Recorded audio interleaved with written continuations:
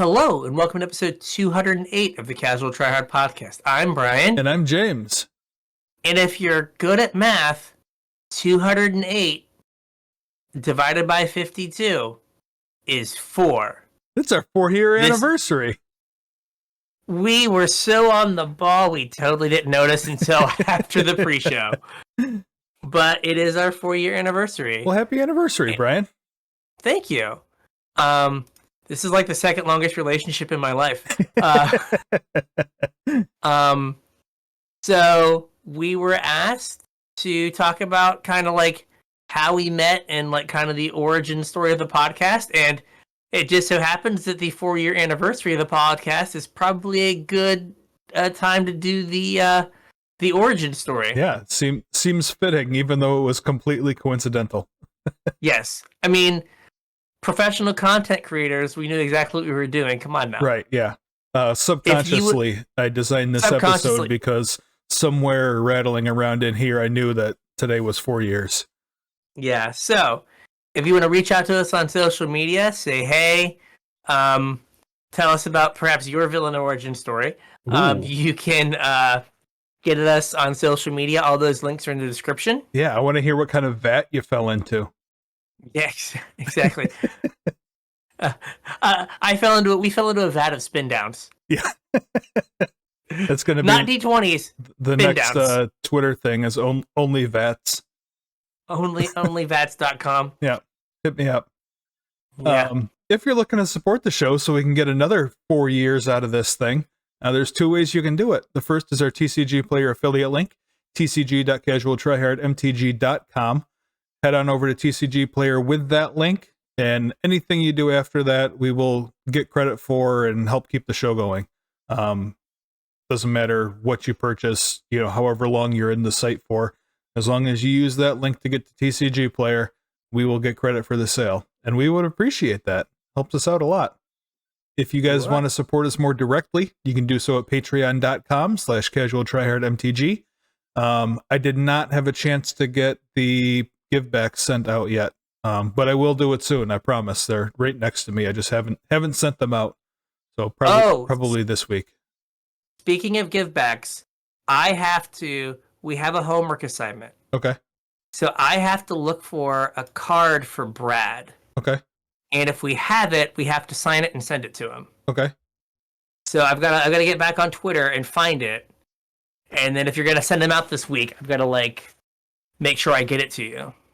Okay. Well, this is news to me, so let me know. Okay, I will. But yeah, back to Patreon. Hit us up on Patreon. Patreon.com/CasualTryHardMTG.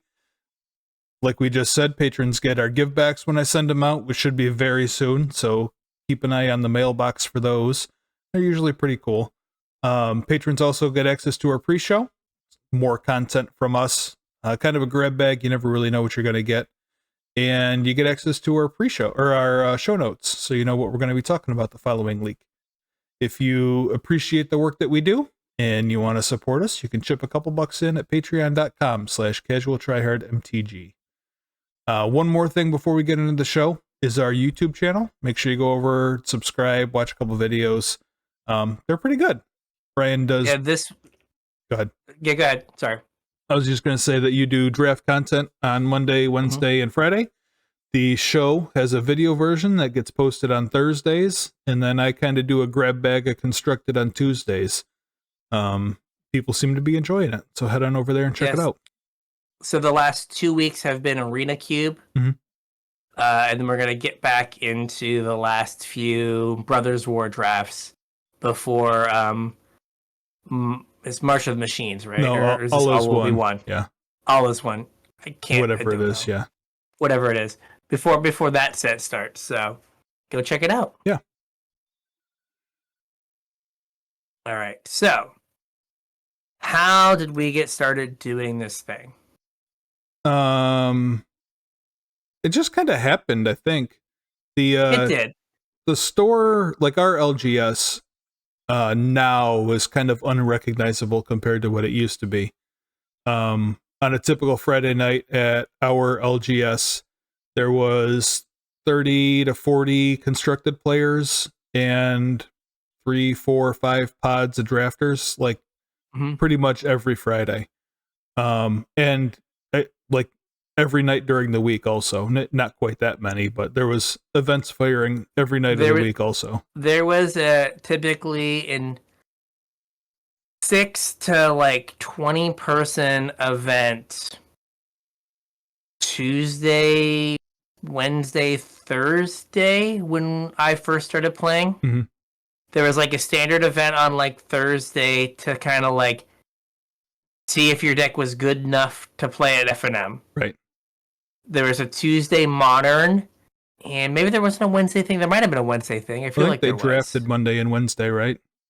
Maybe, yeah. Monday, Wednesday. Monday was Legacy for a while. Oh yeah. Yep. Right, but like there was a lot going on. Yeah. So I know we've maybe gone over this before, but like you were in the store before I was. Yeah, for a little bit. And so just like when you go to like a job or something, if someone's been there like a week longer than you have, and you always just assume they've been there forever. Right. They were here when you got here, so they must have like 55 years experience. It's like, well, they're 22. They've been here for 55 years. Since before they were born, they were here. Right? And it's like, he's only been here 2 weeks longer than you. Seems like forever, right? Yeah. So like I started playing Magic again with Duels of the Planeswalkers on my iPad on my honeymoon. How I'm still married is beyond comprehension. And then I went to the store, and I went on like a Sunday night at in the middle of August. It was apparently Smash night. It was all CRT TVs, body odor, and there was no air conditioning. Oh yeah. So they just had the doors open. This is like peak old store. Yeah. Right. And I couldn't figure out how to spend money. Like, just couldn't. I was just like, all right, I'm leaving. Yeah. So I came back later and was like, okay, I'm going to try to not spend money on this game. And like, how can I do this on the cheap? And started playing Constructed. And I started playing right before rotation, so I was trying really hard not to buy cards that were going to rotate. And I was just playing like standard. Yeah. And then I started drafting more when I started drafting, I think, because it was the tail end of blue-white control from Theros. Yeah, wasn't a very fun deck to play against. No, if they weren't dead on turn 4, you were dead. Yeah. They always had Supreme Verdict, and then you always were dead. And then they drew 17 cards on your end step. Yeah, and I was like, oh. Yeah. So then I started drafting. So that's what I did mainly. And there was like, with all those competitive players, like they kind of like broke off into groups.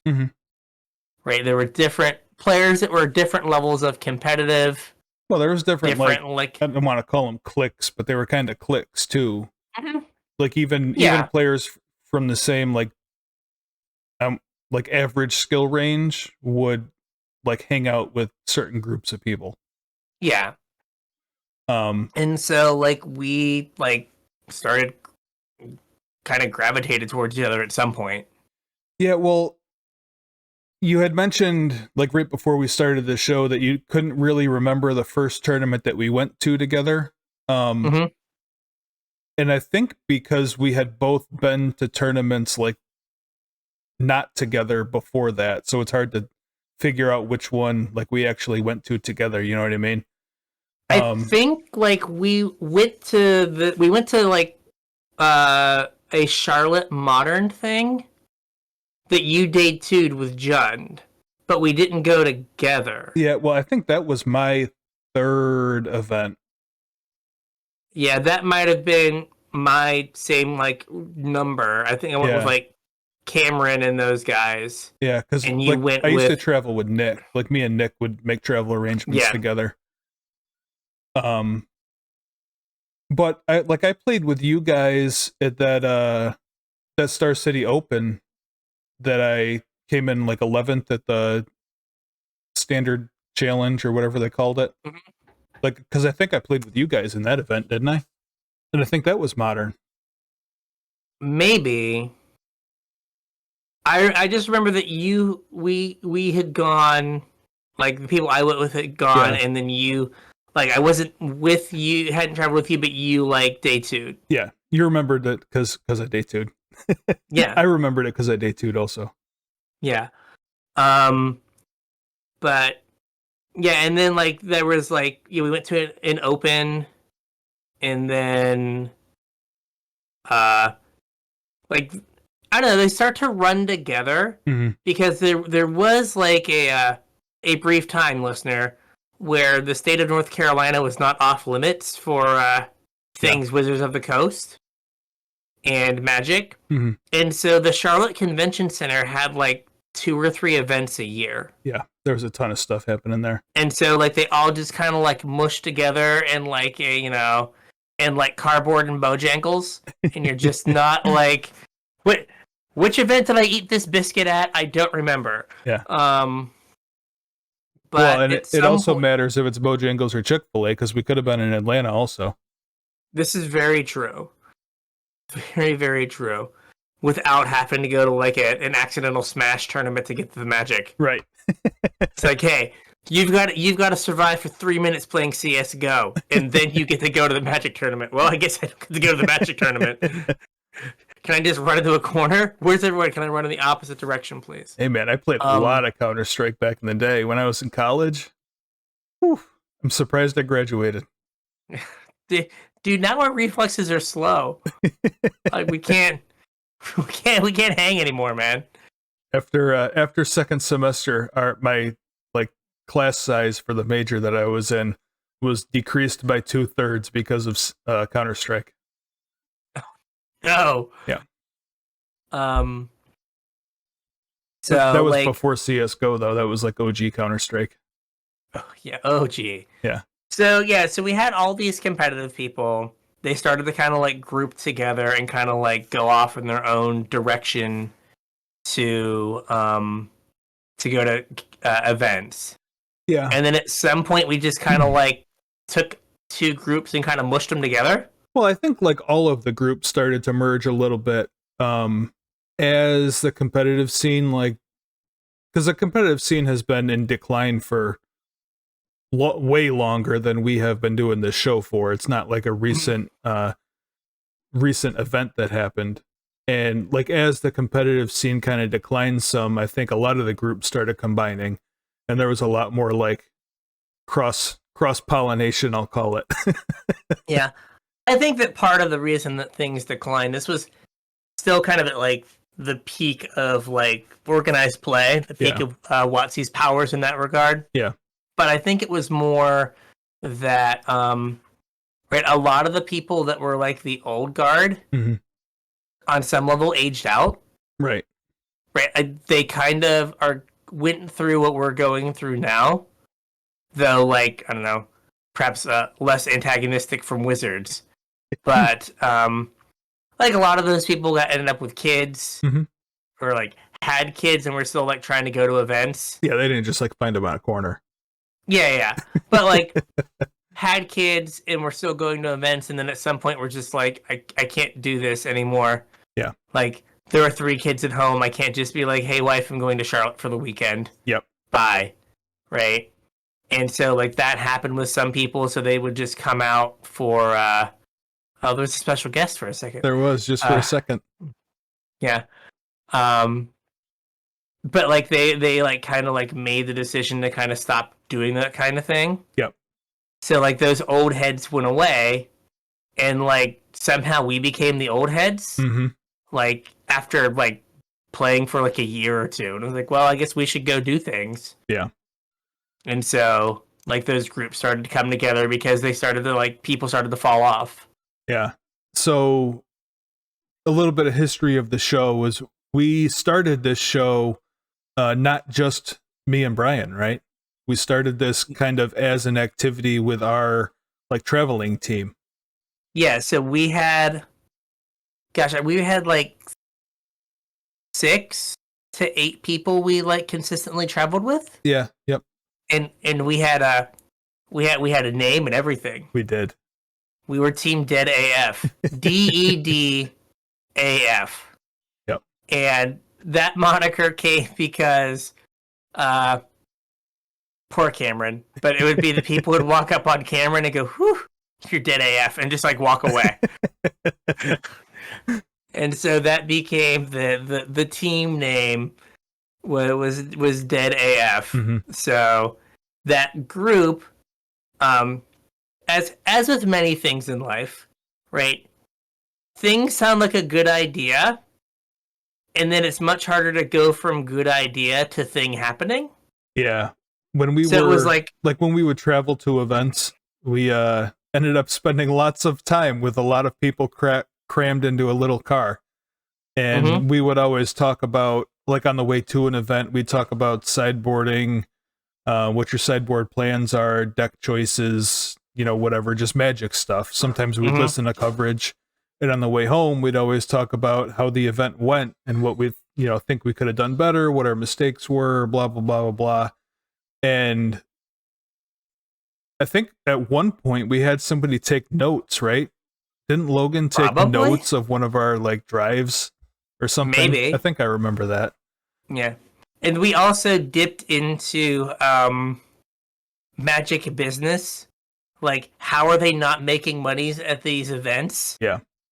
Right? Like okay, how are we advertising? Like all that kind of stuff as well. So we like basically did free podcasts in like 4-hour car rides. Yeah.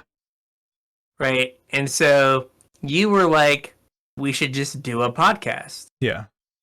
It kind of made sense because like at that time, like you said, we were kind of like the old guard at that point, and we'd always be answering judge questions, and the new players would always ask us for advice, and especially during like preview season, we had, because we were like a traveling team, we had our own group chat, and like during spoiler season, an interesting card would get spoiled and we'd spend an hour or more, all 8 of us, talking about whatever this new exciting card was, and then show up to F&M that week and have to go over the whole conversation all over again with 1 or 2 other people that had asked us about whatever card it was. Yeah, did you see such and such? Would it be good in such and such? And it's like, yeah, maybe this is why that card's good. This is why that card's bad. Here's an analog from 4 years ago that saw play or didn't see play. Yeah, maybe here's another way to look at that card. Kind of like single card deep dives. And we thought that it might be easier and less time consuming if we kind of just made a podcast about it. So not only about all the how to play stuff and questions and whatever, but the single card stuff, like during spoiler season especially, I know got kind of old after having the same conversation 3 or 4 times, like back to back to back. So the podcast was a way to like make notes of all that so that everyone was kind of on the same page, at least at our LGS. Like, I don't know that we ever really expected it to get any bigger than our LGS, but we never thought people from like the far off land of Missouri would be, I think that's how you pronounce it, would be listening to the podcast. Yeah, we got people worldwide, man. Yeah, gosh, what was the guy's name from England? Ken? Oh gosh, he used to email us. Was it Ken? Yeah, Ken Sexsmith. Yeah. Yep. Ken would email us all the time. Yep. We were international. Yep. Still are. It's wild. Yeah. But so that was like the idea.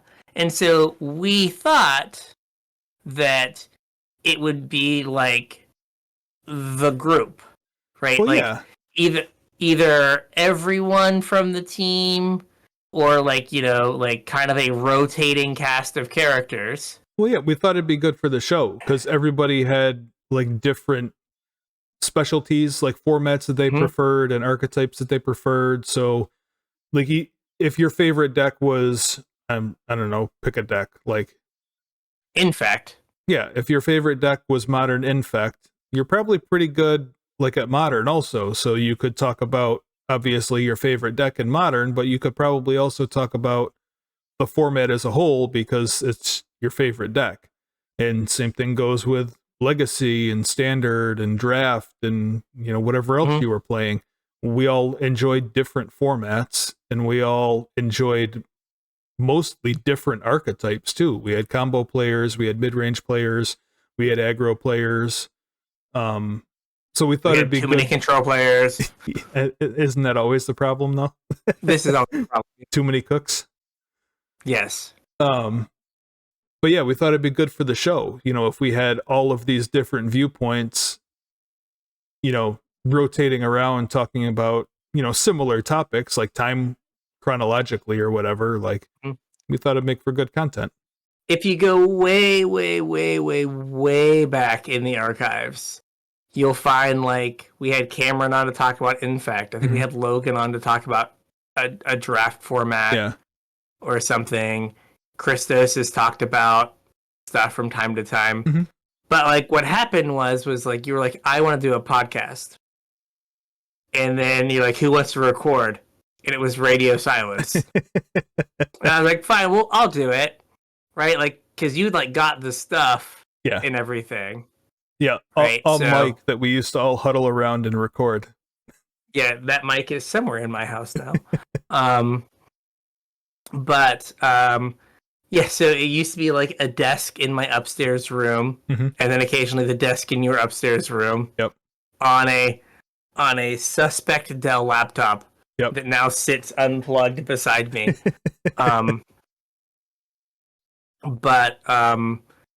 Yeah, so it was just like us on like one like Yeti snowball. Yep. And we'd invite like people up and there'd be a third person around the Yeti snowball.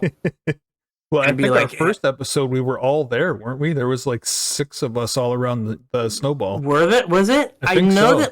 that I thought that like the first episode or like a practice episode, we tried to list off everyone on the team and we forgot someone. So that's how the show notes started. Yeah, maybe. That's how show notes started, was we tried to list off everyone on the team and we forgot someone. So we're like, okay, we have to write stuff down. We can't just wing it. Yep. We have to actually like think about like make sure we don't forget things that we want to say.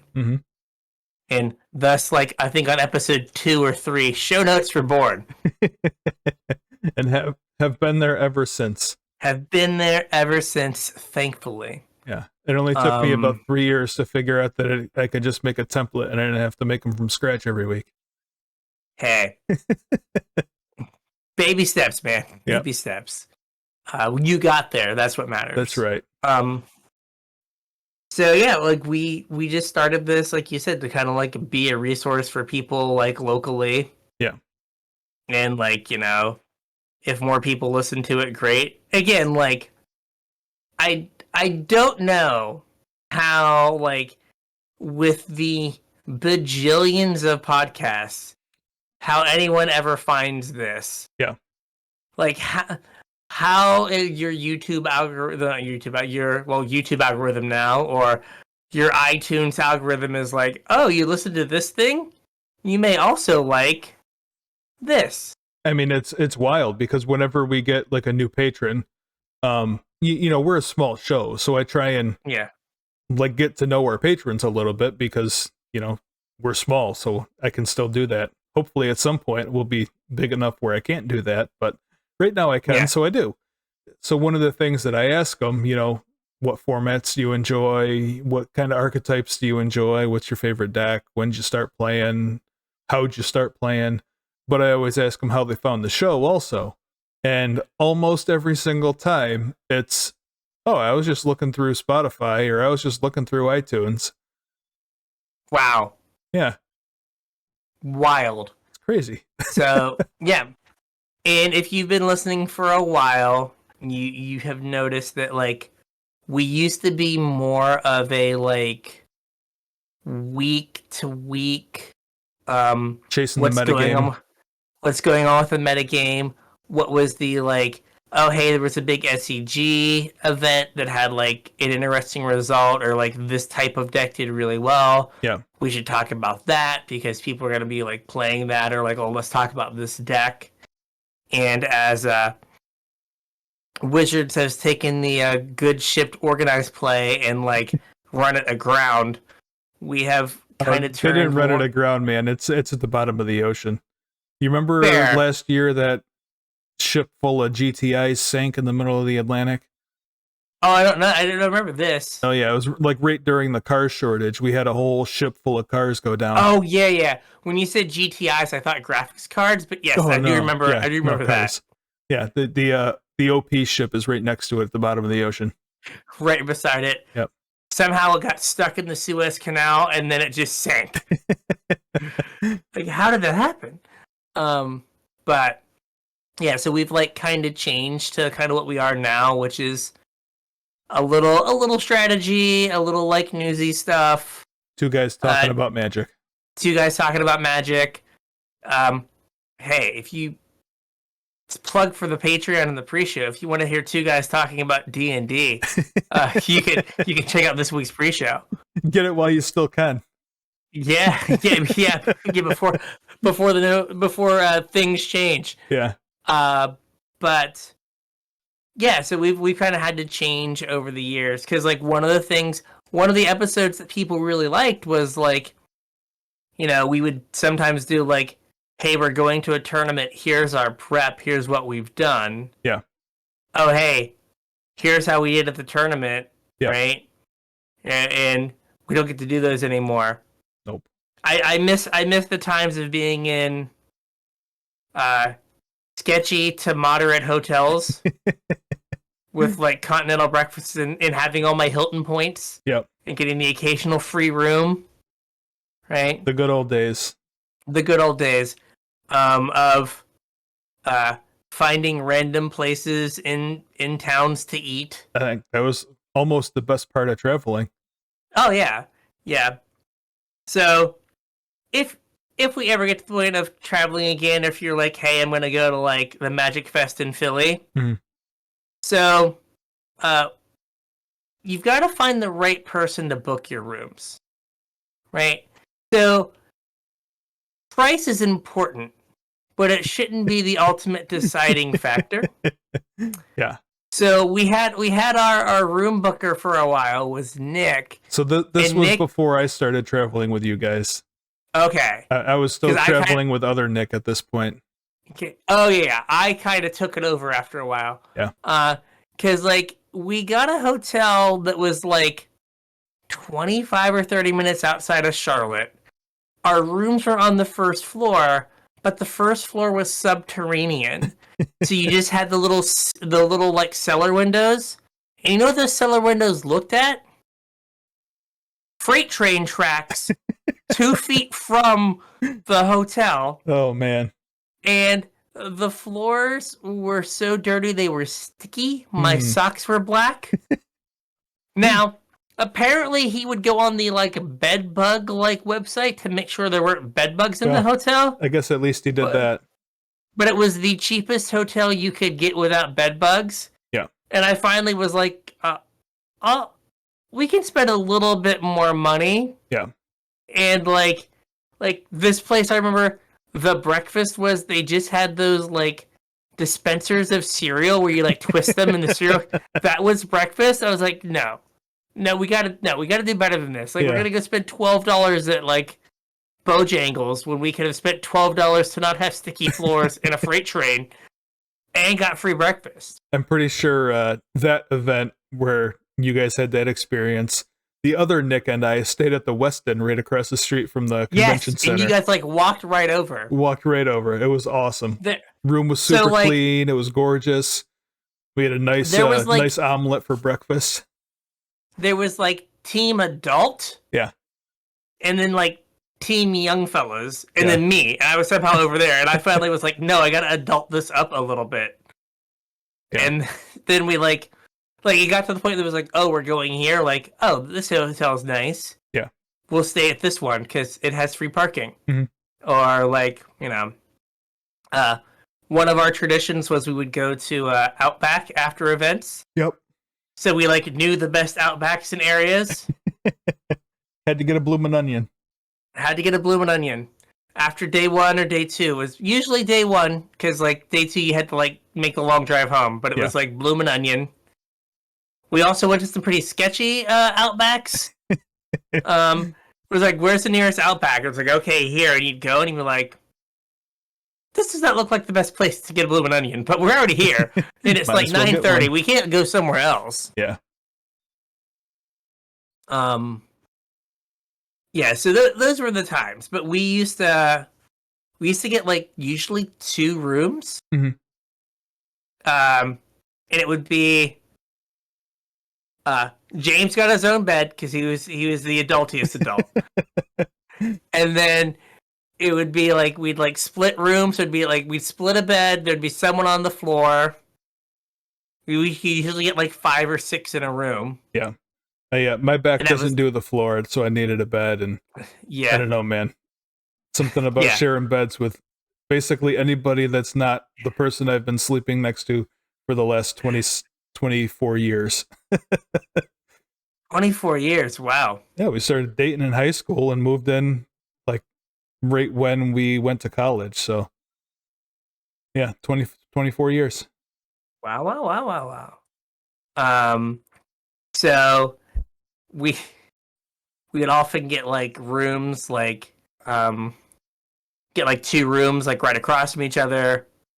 Gosh, remember we went to Washington and I screwed up and I booked the hotel by the wrong place? The wrong convention center, yeah. The wrong convention center? We were staying in DC. Oh yeah, the hotel was super nice. And it was a much nicer part of town, but the event wasn't in DC and we were in DC. The event was in Dulles. Yeah. And like that was the converted Lowe's. Yeah. And you got a speeding ticket on the way there? I got it while we were there. It was no going to the event. Like I felt bad because I had parked we were so far away. You were speeding to get to the event. We got. Yeah, it wasn't going to the hotel. It was going to the event. It was going to the event from the hotel. Yeah. I was like, oh man, if I would have just not screwed up and right, if I would have just got us the hotel, it was in the parking lot of this Lowe's. This would not be an issue. Virginia's the worst to get nabbed into. Yeah. What other fun things? So our last event was Modern Horizons. Yeah. Day 2 that was our last big event. Yeah. No, the Legacy event. We were doing the podcast. Oh, that's right. Yep, you're right. Yeah, the weirdest 30 points in history with my 3 draws. Yeah. 9, 3, and 3. The Oko event was after Legacy, right? Oh yeah, was Oko after? Yeah, Oko was. So it was GP Oko. Yep. Richmond. Well, in all honesty, our actual last event was on the podcast. We talked about it. It was the Dumpster Fire Open. Oh, that's true. That was like when COVID started. That was that was January 19th. January or February. Yeah, like it was right before it all went down. Like it was the same weekend as the like Sultai Uro won like the Pioneer event when like Pioneer was brand new. Well, I mean, you were playing Pioneer at that event. Pioneer was brand new. You were playing Thassa's Oracle. I was playing Inverter. Yeah. Playing Inverter, yeah. That didn't last much longer. No. And then Inverter got COVID, didn't make it through. No. I can't exile libraries. I can't smell libraries anymore. Help. And then he has long COVID. He's just not allowed to. He just doesn't have the strength to exile libraries anymore. Never again. Still can't do stairs. Again. Still can't smell anything. Yeah. Yeah. So that was our last event. Yeah. It was me, you, and Cameron doing it. Like we just decided to go do a team event. Mm-hmm. You were on Standard. I was playing Standard. I don't remember what deck I was playing though. Corvold, I think. I thought you were playing some Cat Oven deck. No, did you play against Cat Oven? I played against Cat Oven. I don't think I played Cat Oven. I forget what it was then. Yeah, I don't remember. And then Cameron was on Modern. Was he on Infect? Yeah, but he was on that weird, like, Teferi Splash Infect. Oh, yeah. Teferi Splash Infect. Simpler times. Yeah. Simpler times. It was like Bant Infect with Teferi and Mom. Or Fake Mom or Stepmom. Stepmom, yeah. We have Mother of Runes at home. Yes, Mother of Runes at home. I want Mother of Runes. We have Mother of Runes at home. Don't worry about it. Yeah, and that was and then we did like some weird draft that was just like you played like one match. It was like a turbo draft. You drafted and you played kind of fun. One round. Yeah. I didn't mind that. And then we were like, yep. Like I think we left that morning. Mm-hmm. Like we didn't even go back to the event hall. I was like, that was bad. Yep. We're getting out of here. Yeah, let's go home. Well, there was also, I don't know if you remember this or not, but it was right before COVID, and there were lots of people that weren't feeling well in that event hall. Mm-hmm. Like, I don't think we had, I hadn't heard of COVID at that point. I don't know if you or Cam had, but there was definitely some crud going around that event hall. I mean, I have a feeling that COVID got here in December. Yeah. Because I think I've told this before. I'll leave out identifiers, but my brother's company has a factory in Wuhan, mm-hmm. and one of his colleagues went to Wuhan in December when it was first starting in China. Yeah. And came back with a terrible fever and was really sick. And then Patient zero? The entire plant that my brother worked at got sick over the course of the next month. Mm. And it's like, that seems very convenient. Odd how that lined up. Yeah. But would not have surprised me if there was a bunch of people with the Rona in that convention hall. Yeah.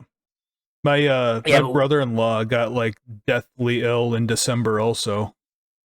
Mm-hmm. Obviously there were no tests at that point, so yeah, it was nothing on our radar, but it's like it could have been here. Yeah. But so and like we left, and it's one of those things that's like I think that we were planning on going to an event in like later in February. Yeah, like we in were. March. There was supposed to be a Charlotte. Oh, Wizards was allowed back into North Carolina. There was supposed to be a GP in Charlotte in March, I think. March or April. Yeah, so it was like, well, actually, this I think didn't it was go well. the first event that Wizards canceled was the GP in Charlotte. Yeah, it may have been. And so, like, we were like, yeah, it's like this didn't go well, but we're gonna run it back. Yeah. And then we've not been to an event since. Nope. Unfortunately. Nope. So sad. So we just talked about the last event that we went together as a team. I was trying to think of the first event that we went as a team, because like I said, when we started this show, it used to be like a team function, or that's what the intent was. Was the first event that we did as a team that open in Baltimore? The one that you I thought we'd done stuff before. I remember that because I know like we needed another standard player. Mm-hmm.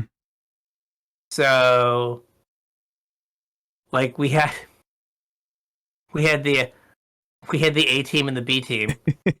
Because it was me, Cameron, and Anthony. Yeah, and it was me, Bowman, and Logan.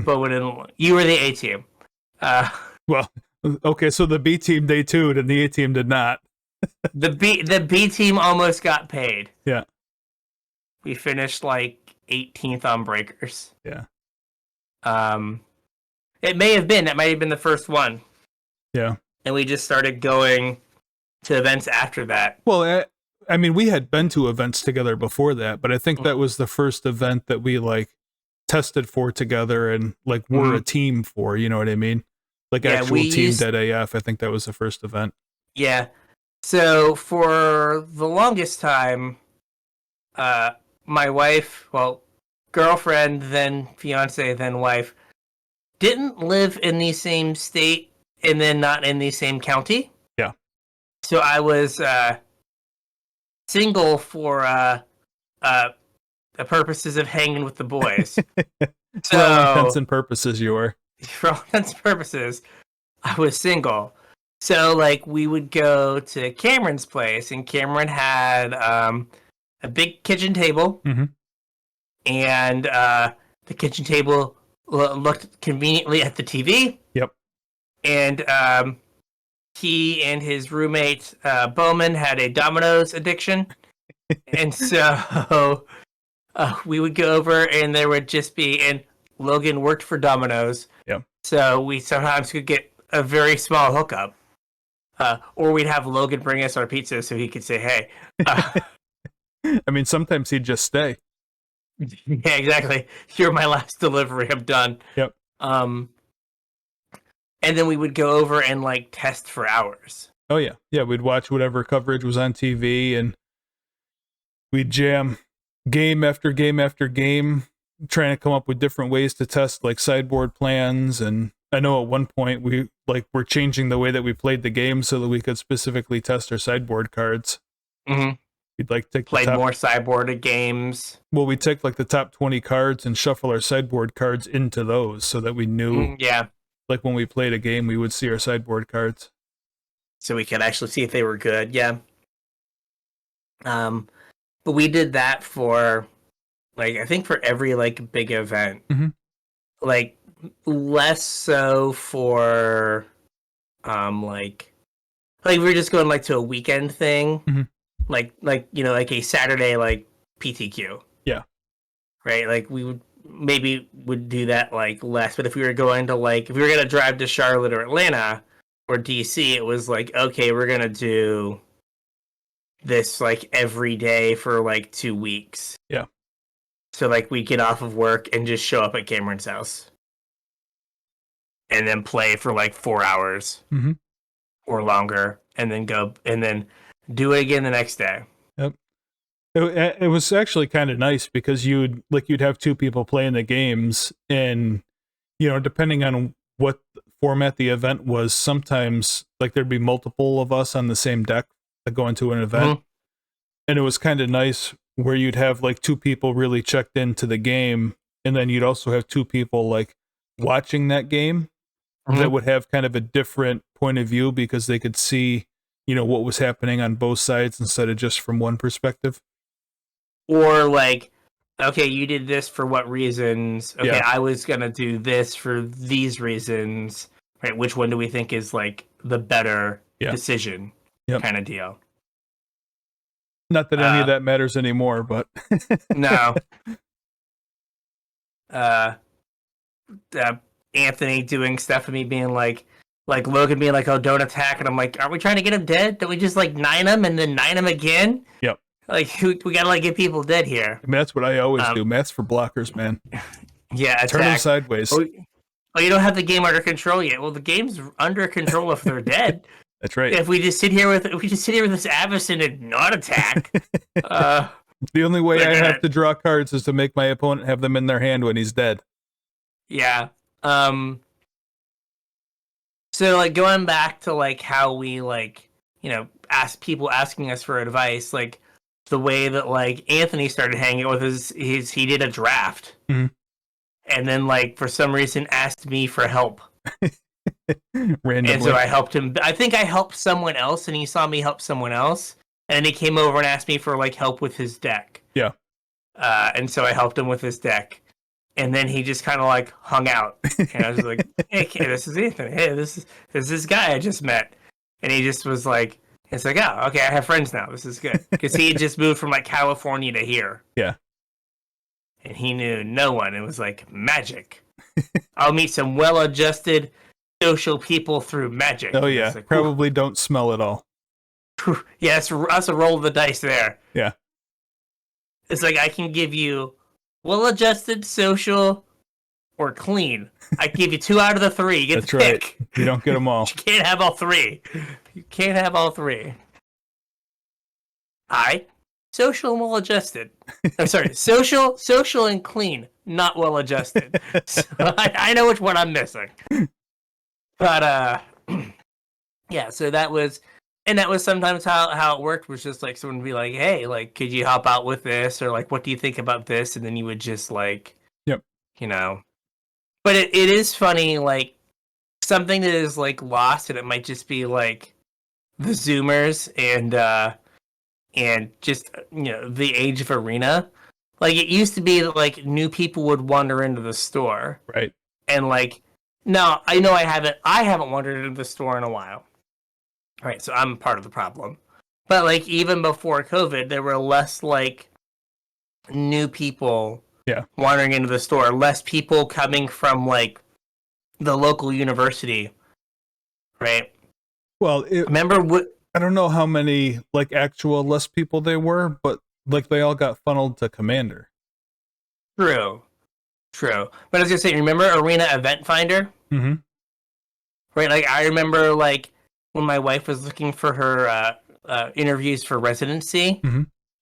I would just like she'd be doing her interview and I just like drive around the town and just get on Wizards Event Finder and like look for magic shops to go like check stuff out in. Yep. Back in the right at the like edge of when like some shops just had cards priced Mm-hmm. and some shops like use the online pricing. Right. And every so often you go into a store, they would be like, "We want $5 for this." I'm like, "Oh, that's not a $5 card anymore." Yeah. Gimme, gimme, gimme, gimme, gimme. Right. So I used to just like drive around and do that and like see the town and Wizards Event Finder things. Well, you were big on like, picking up like random drafts at random stores too, right? I did that for a while too. I just go like draft places. I went and visited my parents and just like went and like wrecked some standard events at the local store. Yep. Because like our store was a bunch of people that were like good, like above average to good, like PT grinder people. Right? We were like, we could top 8 events, but like a lot of times, like, just like one like bad thing would happen and you'd be second. Yeah. Or like, oh, like my matchups are amazing if like I win this first matchup. Yeah. And then like, you miss your land drop against stupid Golgari. Now, I was never going to win that one because I could never beat Blue-Green Flash ever. But like, that's playing fires against like Questing Beast should not have been an issue. But just didn't hit my land drop. But like we were like, so our whole store, like a lot of our store was like consistently the top 8 of like the local event. So like if you just went to like, some like random store someplace and like played casual, like played some more casual people, was just like, oh, yeah, easy okay, mode. Yeah, you get got. Yeah, I'd say like and the average player in our store, like if we're on a grade and like, kitchen tables F and like Pro Tour is A, like our store was probably B plus, A minus, somewhere in there. Yeah, somewhere in there. I'd say like, on B-ish. average. Yeah. Like we had a very good, very competitive store. Yeah. And like that's not where the money is. The money is making your shopkeep pull 100 individual cards. Oh yeah, that's something that we never talked about. That we were going to talk about that and we didn't. Well, the that article about how like it's like pulling 100 PDH cards is just terrible. Yeah. Yeah. So Brad, the reason it's terrible is because they get $1.35 and they spend 2 hours pulling your $1.35 worth of cards. Nobody wants to make 70 cents an hour. Yeah, no, it was but like yeah, so like those players, like it's just all kind of dried up. So like it would be fun to like, and like I've lost touch with a lot of them. Like I don't even think some of them are in the area anymore. Yeah. I'm pretty sure most of them aren't. Yeah. So it's just like, oh, like it was one of those things that like Magic was the thing that we had in common. So it kind of like held us together. Like if you didn't have anything to talk about, it was just like, okay, talk about like, the random spoilers or like some deck or some like piece of content. Yep. And instead, now we don't have that anymore. It's a shame. Womp womp. Yeah. We still have the show, though.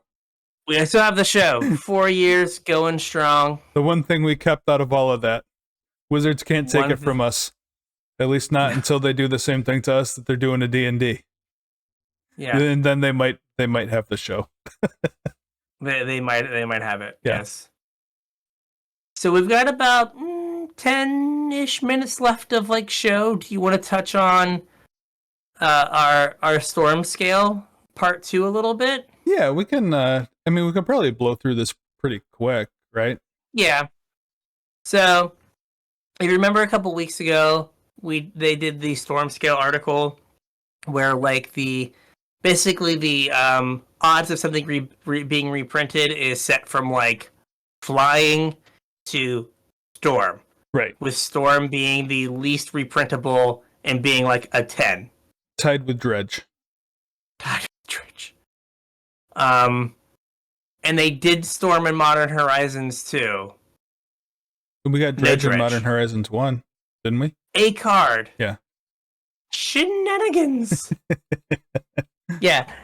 Now we have like the best storm card in Legacy is Galvanic Relay. Yeah. But so this is an article that Morrow goes through and is like, hey, here are the mechanics. He kind of did like 2 years worth. Yeah, it was weird how he did it. I don't know if he like missed one or missed a year or something. Yeah. But he kind of did 2 years worth of cards. So so part 1 was up to like Battle for Zendikar, or sorry, Zendikar Rising / like Strixhaven. Yeah.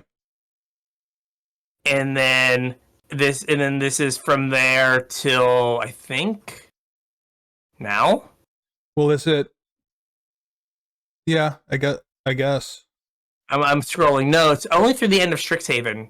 Okay. Well, I guess Strixhaven had a million mechanics. Too. That's weird. A little. Yeah, whatever. So, we'll go through them. Whatever. So, modal double face cards. So these are our lands, our spells that have lands on the back, our creatures that also have enchantments and artifacts and other stuff on the back. Yeah, where you get to choose which face you're going to cast. Basically a split. Yeah. Basically a split card. Before we read what Morrow says, what do you think about modal double face cards?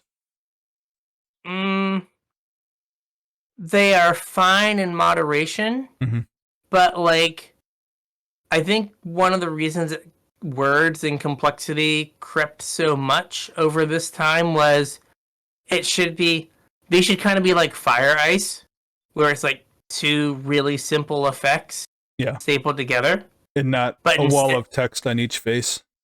Yeah, instead it's like, the lands were fine, but like, Rowan and Will. Yeah, you need to where know it's like you have 2 entire planeswalker on each side. It's like, come on. So if you remember, Morrow grades these on how popular they were.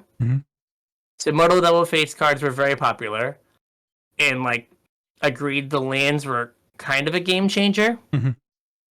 Right? They're kind of like the channel lands, that they're almost like a free roll. Yeah. Where it's like, I guess I'll just play a land. Right? He says that these have large design space, because like you've got 2 whole sides of a card. You can do whatever you want. I would argue that it's twice as much design space as a normal card. Yeah, I would agree. And they are very flexible, mechanically speaking. They are the development and play design is neutral, not problematic, because I guess we just live in a land of sleeves now. I mean, basically. Yeah. Playability is affected because, you have to have sleeves. Or a checklist card. Yeah. And then they put this at like a 4, which is kind of pretty likely to return. Pretty likely to return. Yep. Like not. So 4. So what was 4? 4 is things like Morph, Convoke, Exalted. Yep. Right. Those are all fine mechanics. Yeah, like we're kind of due for Morph. Well, I mean, we're going back to Tarkir. Are we are? No, we're not. We're going back to Ixalan and Ixalan, yeah. Throne and Eldraine. Yep. Because everyone was clamoring for more bad pirates. And then Party. Party on. Party was unpopular. I wasn't a huge fan. See, it's weird though because I don't know. Like there were a lot of people saying that Party should have been in AFR. Mm-hmm. And I would imagine if it wasn't at least a little popular, I wouldn't have heard constantly, oh yeah, they should have done Party in AFR. So I brought that up just because, like, since AFR was the Dungeons and Dragons set, right, it seems like to make the most sense to put the most overtly smack you in the face Dungeons and Dragons mechanic in the Dungeons and Dragons set. Well, right, but like we had Zendikar first. So Party was already, like we learned about Party in Zendikar and we had already played with it. And then I mean, I understand your point also, but I also had a lot of feedback of people saying we should get more of it in AFR. Okay. Not that it should have been in AFR instead, but there should have been more. I was of the mindset it should have been AFR instead. Yeah. And apparently, from what we had read at the time, Chad was like, bro, we're going to do Dungeons and Dragons, bro. We own that IP, bro. Yeah. And it was so late in development, they couldn't pull Party out of Zendikar to move to the other set. Yeah. And like I could see like it being unpopular because like you can't do it. Like your cards literally don't have text. Right. Or very little text because how hard is it to get 4 creatures on the battlefield all with different types? Pretty tough. To get you then paid off, right? Yeah. Especially like in a constructed format, they're just like, I guess I will save my removal spell for the best of these. Yeah. And kill it when you play the one that like, activates Exodian. Mm-hmm. And so like it wasn't something that you have to do a whole lot. Right. So it didn't feel like it was good. And so and then the rest of it is like, not great. For playability, mentions that like, oh hey, you have to constantly monitor your creature types. Yeah. Right? Like it's like both players do, which is public information, but still kind of hidden. Yeah. Right? Because like maybe you don't realize what's going on, and then you get like hit with like a party card. You're like, oh crap! I guess that was the thing I should have been paying attention to. Yeah, like oh man, like attack you. All my creatures are unblockable. Yeah. Why? Because I played this guy over here who's a warrior to go with my other things. Oh, I didn't realize. Yeah. So that's a storm scale of 8. Not likely to return. Not likely to return. But yeah. Somehow, like with Madness, which like I feel like Madness is a fine mechanic. I like Madness. I think it's a great mechanic. So do I. Maybe that's just my degeneracy showing, but I guess this next one doesn't feel like a like. There's a couple mechanic. Things on here that really aren't mechanics. In this they've used outside of just this set like more recently, and that's snap-on equipment. So equipment that enters the battlefield and like automatically attaches to something. Mm-hmm. I think this is a fine mechanic, and like you said, I'm not sure that it's actually a mechanic, but because of the fact that I don't think it's actually a mechanic, that probably means that it's pretty easy to reuse. Yeah, it's not like you have it. Like sometimes it's hard to reuse a mechanic because the keyword doesn't fit. Yeah. Easily. You're probably not going to have Snow and Amonkhet. Yeah, or like blood is a pretty vampire centric thing. Yeah. So like that is a hard mechanic I would think to just like have show up randomly. Yeah. Right, like you've got to like actually design the set around it. Unless you just want to be like, well, this random vampire makes blood for reasons. Yep. In like your core set. So like the trade-off for these snap-on equipment was that they had really high equipped costs. Yeah, you got the first one free, but then you paid for it after that. Yeah, then you paid for 2 equips on the next one. So again, this one was popular. The design space is medium because I guess you have to balance the equip cost with the first one being free, and then everything else is good. And they have it as like a 2, so like I would not be surprised to see this. Yeah, coming back soon. And we've seen it before where like we have like you make a token and you put the equipment on the token. It's like kind of like bad living weapon. Yeah. This is also one of the things they say under design space is this overlaps with auras some. Yeah, that's true. Where it kind of it acts as an aura. Mm-hmm. The boast was interesting, like the discussion he has around boast. Yeah, about how we perceived it differently than they intended it. Yeah, so boast was, you remember, hey, if you attack, you get to do this thing. Mm-hmm. And apparently people perceived it as like, oh, I can't do this thing unless I attack. Right. As opposed to, I get to do this thing if I attack. Right. So he was saying that like if they templated it differently, maybe it would have gone over better. Mm-hmm. Like if it were like an attack trigger. Yeah. Like when you attack, you may pay, what is this, 1 and a white to make a 1/1 soldier. Yeah. As opposed to an ability that's all templated like an ability, but you have to attack before you can activate it. Right. So people kind of perceived it as like a drawback, mm-hmm. or like, oh, this is not as good as it should be. Or they felt like the attack trigger should have just happened, and the drawback is that they have to pay mana mm-hmm. for it. So, as he put it, boast fell in the bottom 25%. I think people saw this as a drawback mechanic. Here's a cool activated ability that you can't use all the time. Yeah. It was meant to be an attack trigger that required mana, but I understand that how we template a mechanic matters a great deal on how it is publicly perceived. Yep.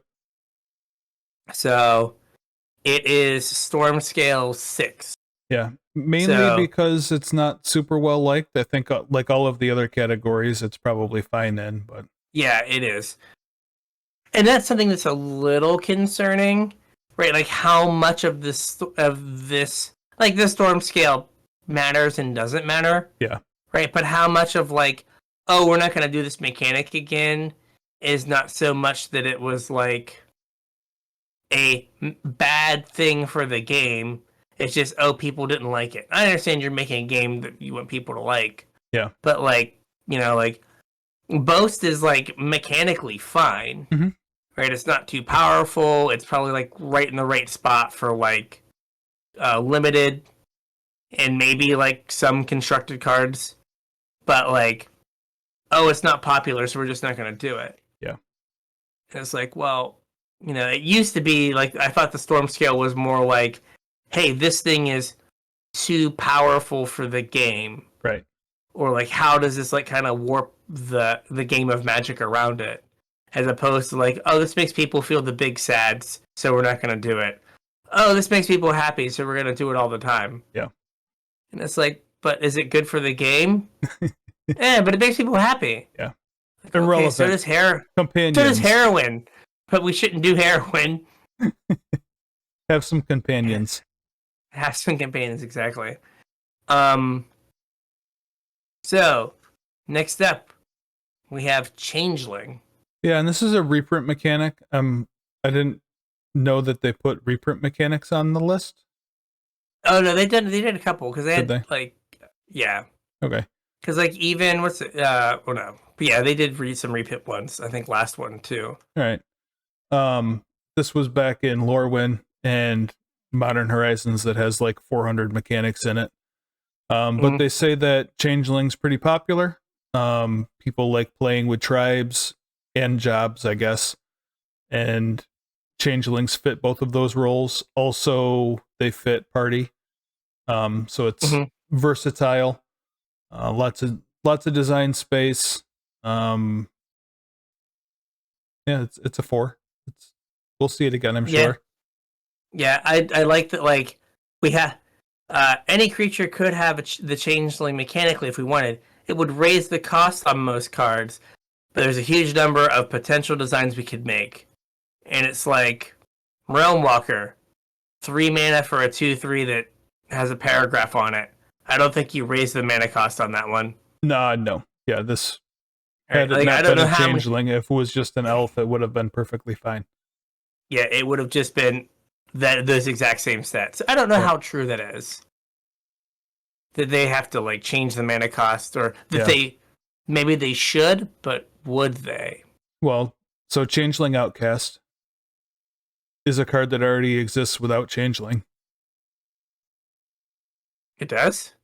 Oh yeah, one mana can't be blocked? Yeah, it can't be blocked. But it's can't blue. Block. Well. Oh no, the blue one can be blocked. Or can block. I guess Slitherblade's a 1/2, right? Yeah, there's a black card that can't block, can't be blocked also. It's like Lost Soul or something, I think. I believe you. I have no idea though. Yeah. Yeah, so like I don't know how true that is. No, Lost Soul is Lost Soul's a banger. Yeah.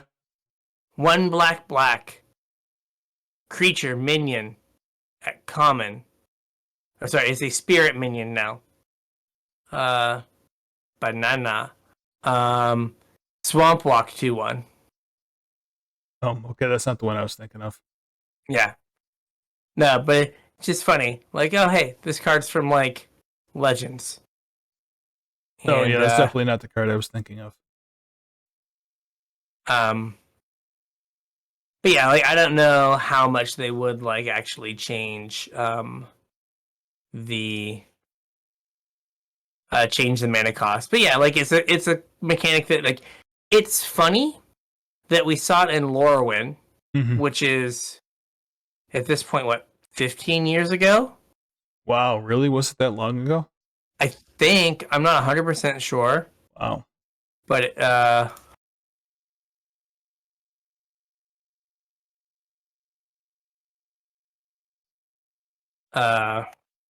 but like a long time ago, and then we didn't see it for like ever.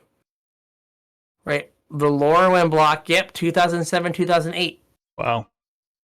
So 15 years ago, and since then we've had it twice, and one was like a Modern Horizon set. So, like for something that is like, oh, it's pretty easy to come back. It doesn't seem like to come back that often. Yeah. And then we have Foretell from Keldheim. What do we think about Foretell? It is fine. It is annoying, like, because it made, like, it kind of, like, neutered black decks. Because, like, you just, like, the way a black deck interacts with their opponent is, like, removal and hand disruption. Yeah. And you're just like, nope. Like, I'm going to put these cards over here that you can't interact with. Yeah. Right? You're like, oh, I'm going to put my, whatever it is. I'm going to put my sweeper, my Doomscar on turn 2. And, like, so you can't be like, oh, they have a 5-mana Wrath, so I'm going to wait till turn 4 and then, like, use my Duress. Yeah. It's like, oh, no, it's gone. It's been gone. I know what it is. You know what it is. We all know that all my creatures die next turn. Yeah. Well, and like that's kind of the problem that they have with Morph also is like so few of them actually see play that like the fun part of the mechanic is that it's supposed to be kind of a guessing game. And it never works out that way because there's so few of them that see play. The card I was looking for, by the way, is Tormented Soul. Tormented Soul, okay. From M12. Is 1 mana, 1/1, can't block, can't be blocked. So exactly Changeling Outcast. It is Changeling Outcast without Changeling. Yeah. So yeah, I don't know how much of the mana costs are going to change. Yeah.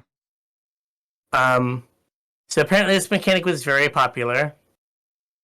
I think it's like fine. It was just the control nerds that thought it was popular because they got to play 2 mana, scry 2, draw 2, or 2 mana counterspell. And like those were pretty much the only ones of those cards that saw play. Yeah.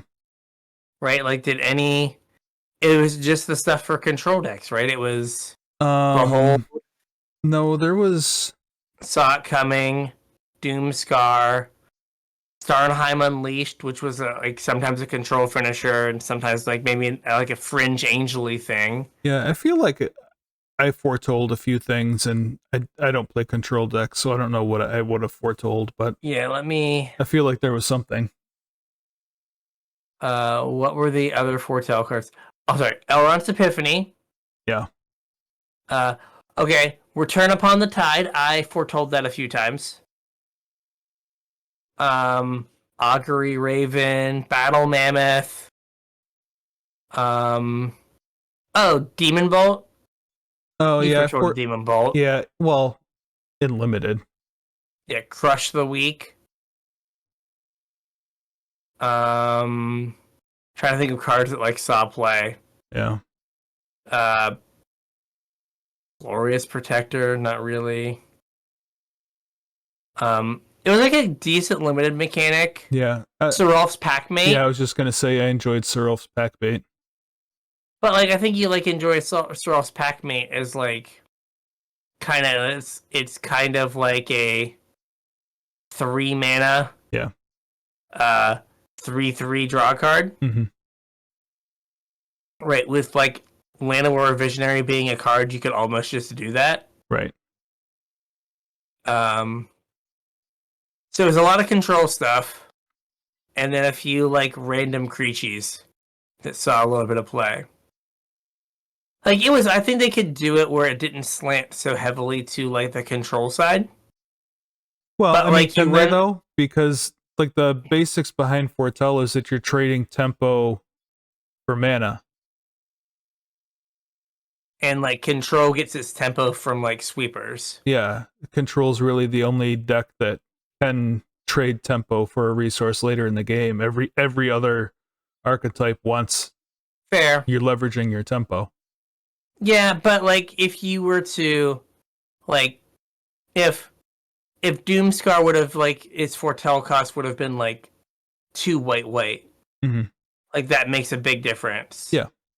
Right, like I feel like they turned the knobs like they were just like, well, you paid 2 on the front end, so you're not gonna pay. We're gonna give you that back, and like it's like some of them didn't need that extra help. So, and like I think the cards like Saw It Coming and Behold the Multiverse, like them being 2 mana, like really like mattered more than like some derpy creature being 2 mana. Right. So, but you might be right. It might just be like a design flaw with the mechanic in terms of like it slanting more control because they don't care about the early mana. Right. But yeah, it's a 4. Apparently, we're going to see this again. Okay. Relatively soon, which is fine. Yeah. I mean, I did not like it. It just didn't really do anything for me either. Yeah. And then we have Snow. Yeah. What are your thoughts on Snow? I don't mind Snow. I was kind of excited to see it back. I don't mind Snow. I think that Snow in Limited has the same problem as Domain. Mm-hmm. Where like you kind of have to put Snow cards in all the colors. Yeah. And then your draft decks end up being Snow piles. Because if you remember, like, what was like the best draft format and like, or the best draft archetype in like Modern Horizons, one of them was like Snow garbage. Yeah. Just take Snow lands and then like figure it out. Yep. And this had that same problem. So for Limited, it's a problem. I think. And Constructed, it's fine. Like it would be interesting, like if they did more like Astrolabe cards. Mm-hmm. Not in terms of like the mana value is Snow, so almost like Colorless. Yeah. Where you could have like a bottleable Snow guy, and he's like 2 Snow. Mm-hmm. Or something. Blue Snow. Blue snow, exactly. Something like that. And again, this is one that was like in Ice Age and Cold Snap, and then like apparently it showed up in Future Sight, but everything did, so that doesn't count. Same thing with Modern Horizons. Yeah, then Commander, then Modern Horizons. For something that they're like, it's a 5, we could probably do it. See it an awful lot. Yeah, and it's like, so we saw it in like 1995, Mm-hmm. and then Cold Snap was early 2000s. Yep. Then Future Sight, long gap, 2018, and it's some Commander deck. It's just like, we didn't go back. We don't go back to that one too often. I mean, it lets you do unique things, like Ascendant Spirit is like a fine card, but sometimes like there's not like a deck building constraint with it. Right. You know what I mean? And then Learn Lesson was liked. What did you think about Learn Lesson? It wasn't my favorite mechanic because there's a lot of baggage that comes along with it. Like the sideboarding constraints are a thing, even though, according to, what companions have to say, like obviously companions are worth a sideboard slot, but I don't know about devoting, 3 or 4 cards in addition. It's just not the way that I like to play or build decks. And then the flip side of that, where you get to loot instead if you don't have the lessons, is I thought weird. Like I understand for limited they have to do something if you don't end up with lessons for your sideboard, but that was kind of strange. And yeah, they can't just be like, no soup for you. Yeah, and it's also like a mode that is easily forgettable. Like if you're not on Arena and it, like you don't have any lessons and it doesn't like prompt you to, loot, I think a lot of players would forget that, even though it's right on the card. Because it's not like, it's in the reminder text. It's not, I don't know. Maybe it's just the way that I process information, but, if I have a vague concept of how something works, I'm not likely to read the owner's manual or the reminder text. Fair. I think also, like, it was a little undercosted. Mm-hmm. Like, they didn't value it on some of the cards like it was a full card. I would agree with you for limited purposes, but like for constructed, really the only one that sees play is Mascot Exhibition. Well, that's for the lessons. But like Divide by Zero. Oh, yeah. Right, so like Divide by Zero was like a 3-mana bounce spell that they had to ban. Yeah. Because it was a bounce spell that drew you a card. Mm-hmm. So it was like, and this is where like maybe we missed it on like, evaluation, right? If we said like, oh hey, they made Blink of an Eye the kicker blue. Yeah. Or they made the kicker colorless. It's just one in the blue and then colorless kicker draw a card. You'd be like, oh, they done goofed. Yeah. That's Divide by Zero, right? It's like, oh, it's Blink of an Eye, but you get to, exactly what card you're going to go draw. Mm-hmm. And it might happen to be your 7-mana win con. Yeah. Or like the card that's going to make sure you hit your 4th land. What they tried to do, I think, was like to make the lessons crappy enough that they didn't get played a whole lot. Yeah. Right? But like, it only took but making Divide by Zero, Professor of Symbology, and iTwitch competitively costed. It didn't matter what the card you got was. Yeah, and I think that's something that we've learned over the last couple years is if they're just gonna give you a card, take it. Cardboard's valuable. No matter how you get the card or what the card is, it's oh, it's a bad 5-mana removal spell. It's yes, but you got it for free. Right. You played this other card you're going to play anyway. You got a 2-mana 2/1 in white that drew you a bad 5-mana removal spell. Yeah. That's a win.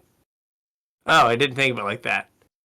So, I think it was, it's a fine line, right? If you, perhaps price them the way they're supposed to be priced, they don't see any play.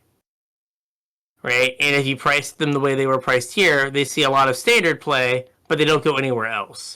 So like maybe that's a win. I was like, oh, it saw standard play, but like didn't break modern. Yeah.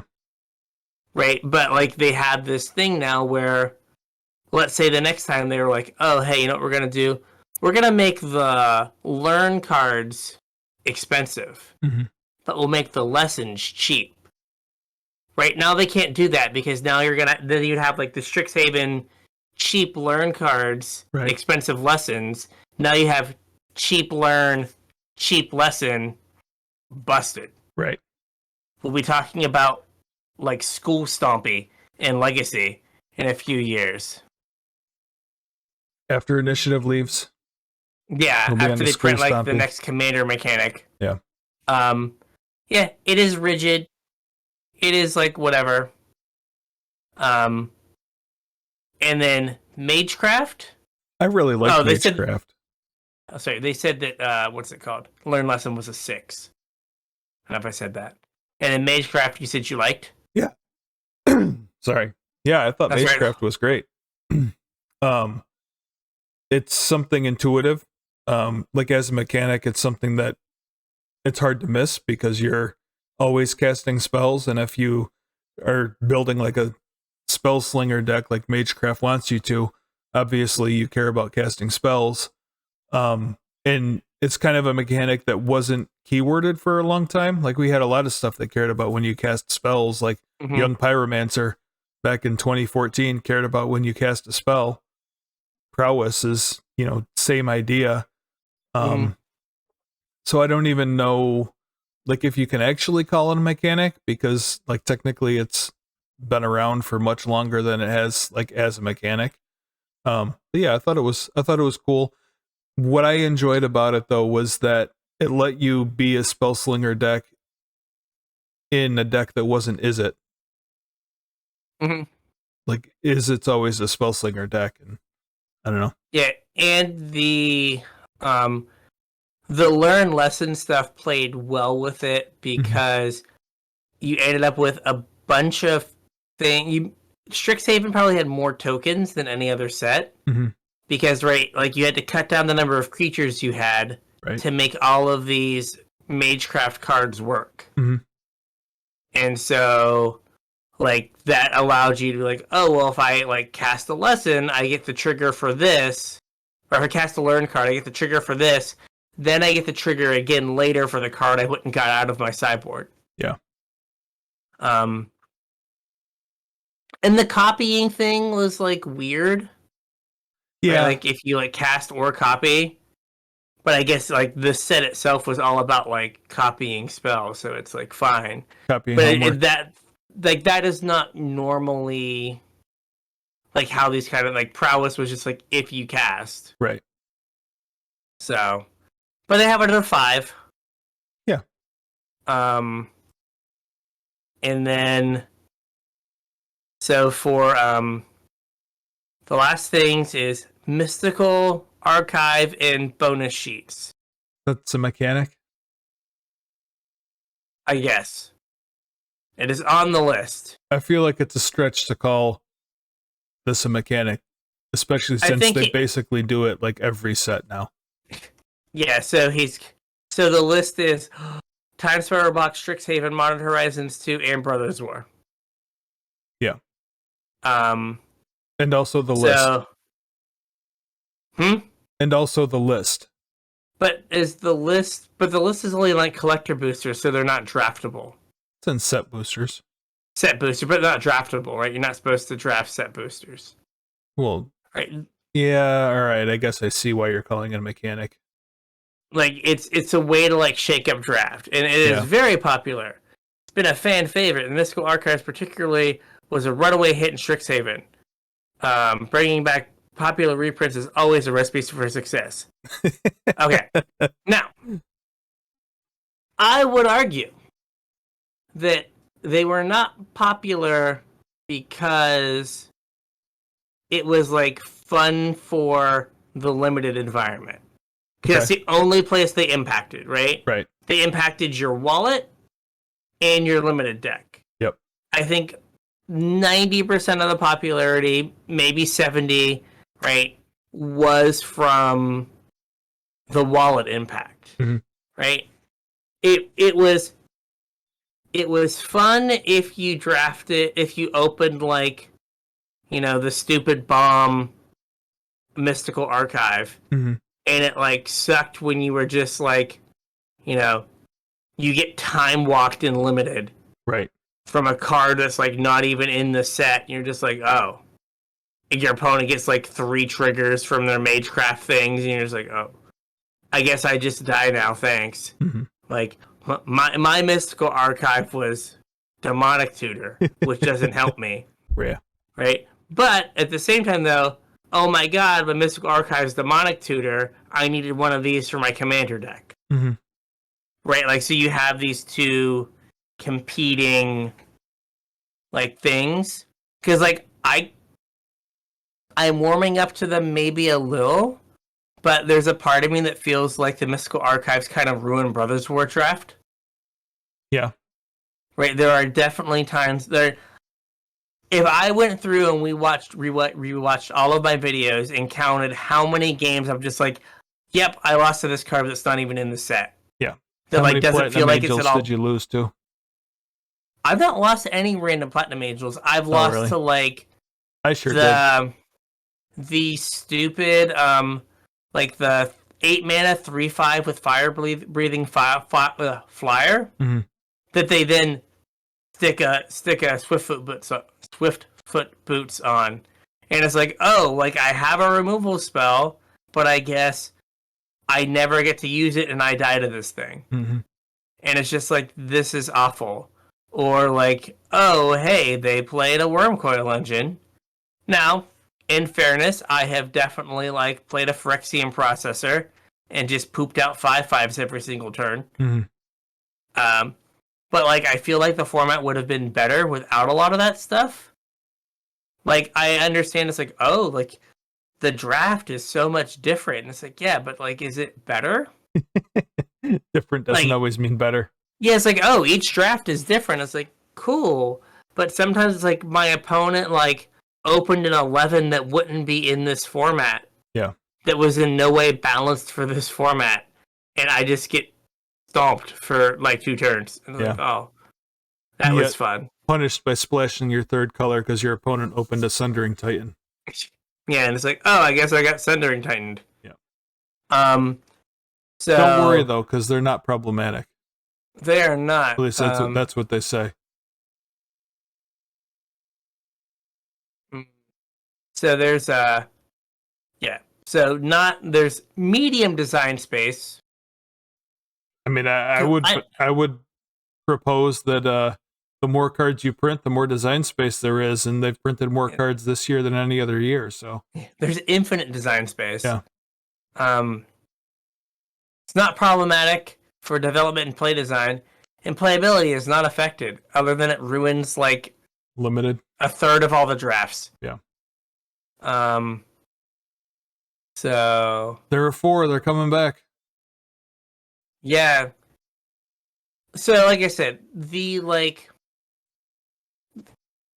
wallet impact on the people that do not own the cards, phenomenal.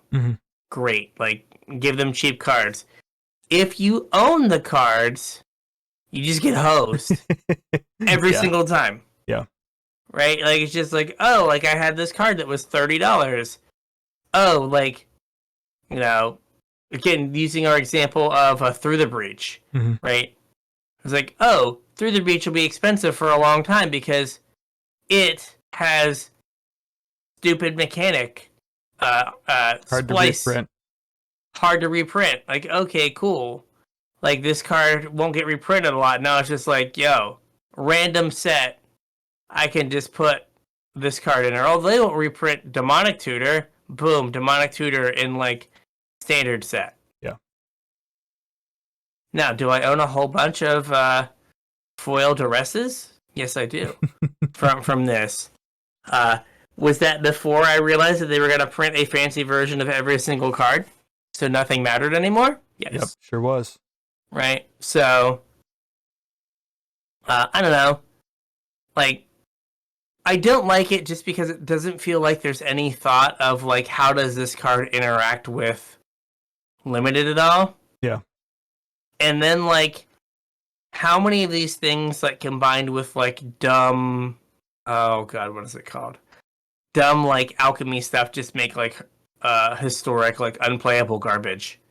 Yeah. Right, like we all lost to like Mythic's Mastery, reanimate something, like lose the game, and it's just like, oh, that wasn't fun. Yeah.